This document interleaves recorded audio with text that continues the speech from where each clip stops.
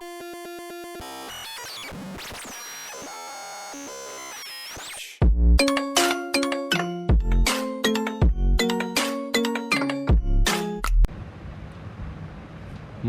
and Clark series, question number 31.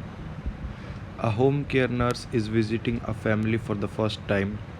The 4-week-old infant had surgery for exstrophy of bladder and creation of ileal conduit soon after birth. When the nurse arrives, the mother appears tired and the baby is crying.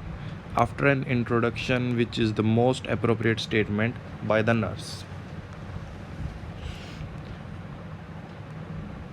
Questionnaire question में पूछना चाहता है कि home care nurse visit करती है एक family में, home में, जहाँ पर बच्चे की सर्जरी हो रखी है एक्स्ट्रोफी ऑफ ब्लैडर की और इलियल कॉन्डुइट क्रिएट कर रखा है। इलियल कॉन्डुइट क्या है?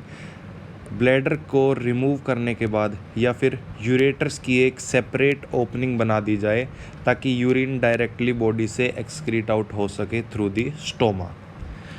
तो ऐसी कंडीशन में नर्स, एक होम केयर नर्स विजिट कर रही है एक फैमिली को, जहाँ पे मदर टायर्ड अपीयर आ रही है नर्स को और बच्चा साथ में क्राइंग कर रहा है, रो रहा है।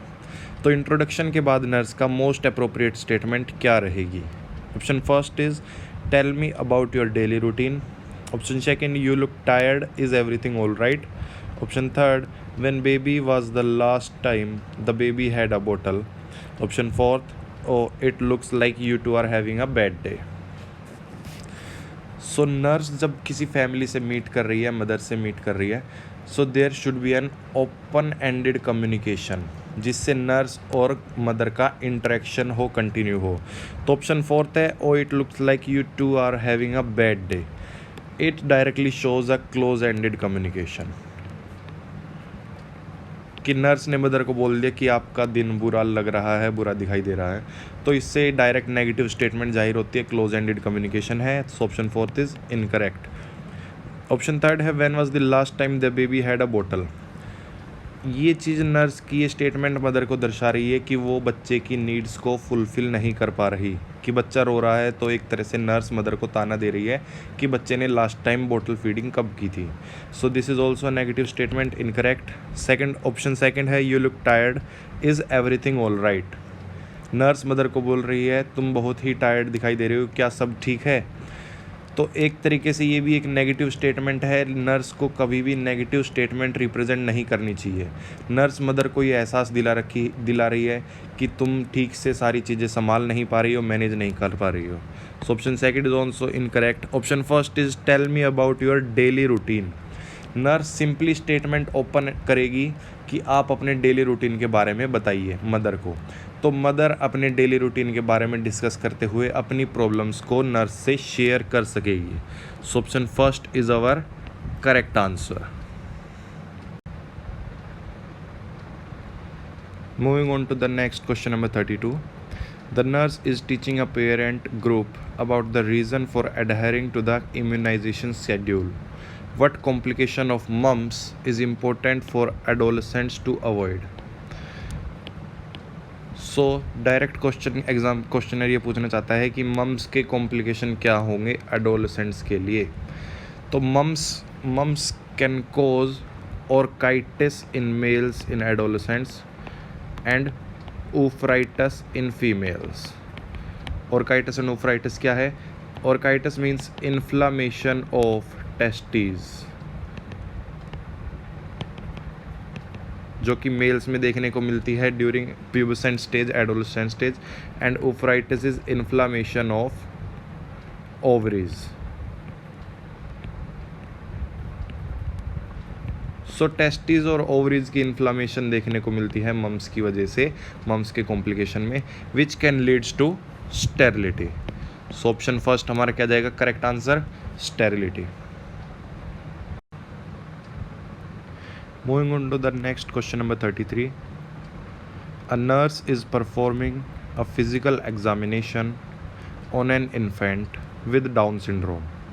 For what anomaly should the nurse assess the child? एक नर्स परफॉर्म कर रही है physical examination down syndrome infant पर क्या एनोमली एबनॉर्मेलिटीज़ नर्स असेस करेगी ऐसे बच्चे में? 4 option. First bulging fontanelles, second stiff lower extremities, abnormal heart sounds और unusual pupillary reactions. So Down syndrome क्या है हमारा? Down syndrome is also known as trisomy 21 या फिर मोंगोलिज्म भी बोलते हैं,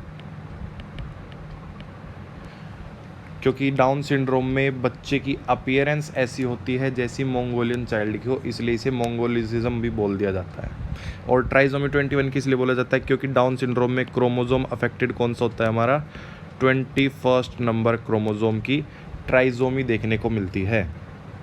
तो डाउन सिंड्रोम में हमेशा एक बात का याद रखा जाएगा कि डाउन सिंड्रोम चाइल्ड या Down syndrome condition is always associated with heart defects. Most common congenital heart defect seen with Down syndrome is ASD, atrial septal defect. So ASD के अंदर एबनॉर्मल हार्ट साउंड्स हमें सुनाई देंगी। Abnormal heart sounds कौन सी होंगी हमारी?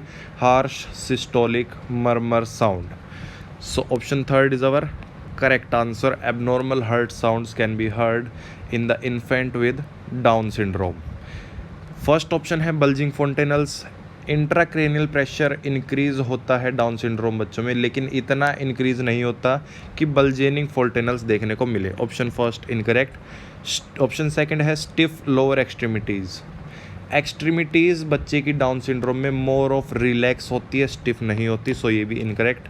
Option fourth unusual pupillary reactions. Pupillary reactions normal देखने को मिलती है डाउन सिंड्रोम में। एक एक्स्ट्रा सिम्टम देखने को मिलता है डाउन सिंड्रोम में, क्या होता है वो हमारा? Brushfield eyes.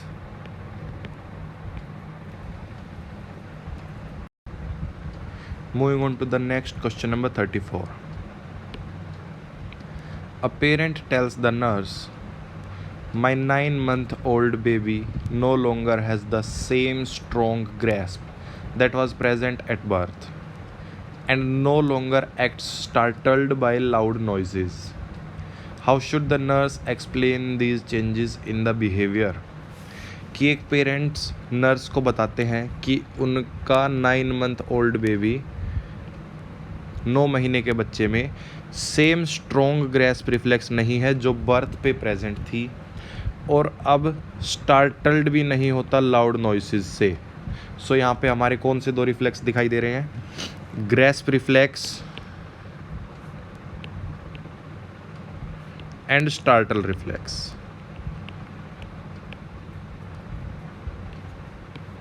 Neonatal reflexes में पढ़ते हैं हम grasp reflex and startle reflex. Then how should the nurse explain these changes in the behaviour?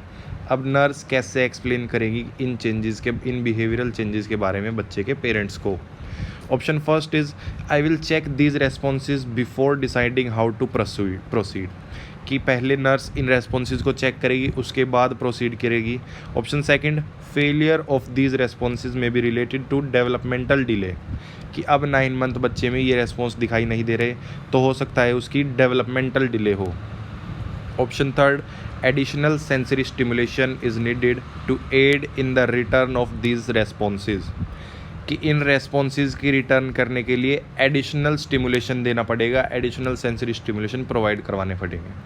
Option fourth these responses are replaced by voluntary activity at about 5 months of age. कि ये responses 5 months of age के approx replace हो जाते हैं बच्चे की voluntary activities से। सो neonatal reflexes में जब हम ग्रैस्प रिफ्लेक्स और स्टार्टल रिफ्लेक्स पढ़ते हैं तो उनकी अपीयरेंस देखते हैं is about 3 to 4 months। Grasp reflex and startle reflex बच्चे के डिसअपियर हो जाते हैं आफ्टर बर्थ से 3 to 4 months तक। तो उसके बाद बच्चे में ये रिफ्लेक्सेस कम देखने को मिलते हैं।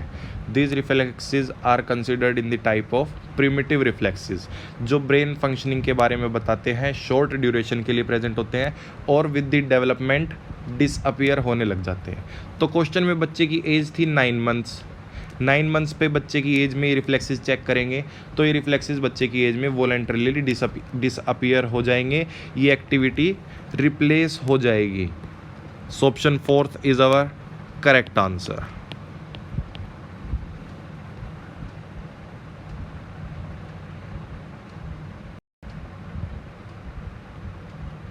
Moving on to the next question number 35. The nurse is teaching a group of parents about the side effects of the immunization vaccines. Which signs should the nurse include when talking about an infant receiving the Haemophilus influenza B vaccine? कि nurse parents को teach कर रही है, बता रही है side effects के बारे में इम्यूनाइजेशन वैक्सीन्स के. Which sign should nurse include? नर्स कौन से साइन इंक्लूड करेगी जब बच्चा हीमोफिलस इन्फ्लुएंजा वैक्सीन रिसीव करेगा, उसको यह वैक्सीन एडमिनिस्टर की जाएगी, उस वक्त में बच्चे में कौन से साइन या फिर साइड इफ़ेक्ट्स देखने को मिल सकते हैं? Option first lethargy, option second urticaria, option third generalised rash and option fourth is low grade fever. So haemophilus influenza जब भी बच्चे को लगाई जाती है उसके बाद बच्चे में लो ग्रेड फीवर देखने को मिलता है, एक्सपेक्टेड है, वैक्सीन का साइड इफ़ेक्ट होता है. So correct answer is our option fourth, low grade fever.